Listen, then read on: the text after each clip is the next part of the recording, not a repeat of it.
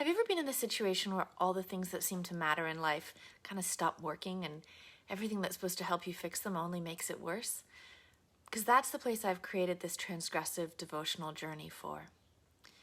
This is a creative journey intended to awaken your mind, your heart, and your body to the mystery of God, and to do so in ways that might feel counterintuitive at times. Now, I'm an academic theologian whose devotional life has been profoundly shaped by feminist and disability and queer and indecent, but also orthodox Christian theologies. I'm also a minister, ordained over a decade ago in a Baptist church in Nashville, Tennessee, a kind of home to which I can probably never return, but which nevertheless still feels like home. And I'm an everyday Christian whose faith has been shaped by a childhood in Catholic school, my teens spent in charismatic evangelicalism, and now I'm sort of a Baptist sacramental person who goes to an Anglican Church of Canada church with my family. These aren't ways of being in the world that naturally cohere, so over the years, at various times, I've found it really difficult to get them all to play nice with each other. And the truth is, when I try to get them to play nice with each other, it becomes particularly difficult for me to play nice with God. So I thought, what if I let them just play naughty instead?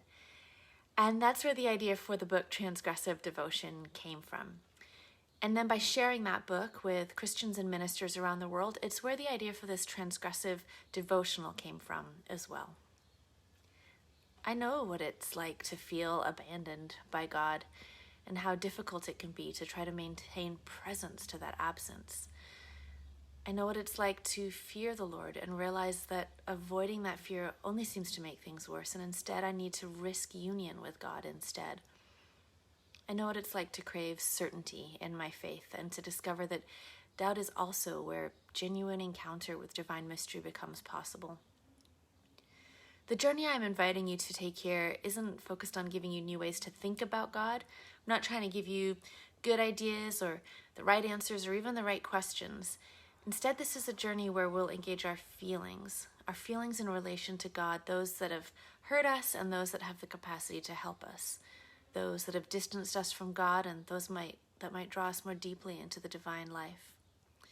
We're going to discover new ways to feel about God, and my hope is that God will discover new ways to feel about us as well. Of course, thoughts and feelings are always intertwined, and so I expect this creative journey will give you new insights as well. And that's why each of the 6 topics we engage across this site are all accompanied by activities that are designed to stimulate your head, your heart, and your body.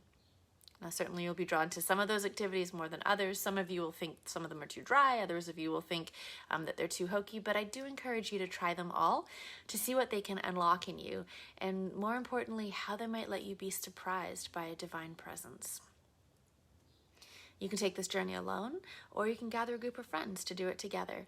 I intend it as a free resource for churches to use in their own Bible and devotional studies. You can even use it to structure a retreat, but however you use it, I hope you'll tag me on Twitter and let me know. And if you find it helpful, please do share it with your friends. But for now, enjoy the ride. Trust your gut, trust God. She's waiting in here somewhere for you.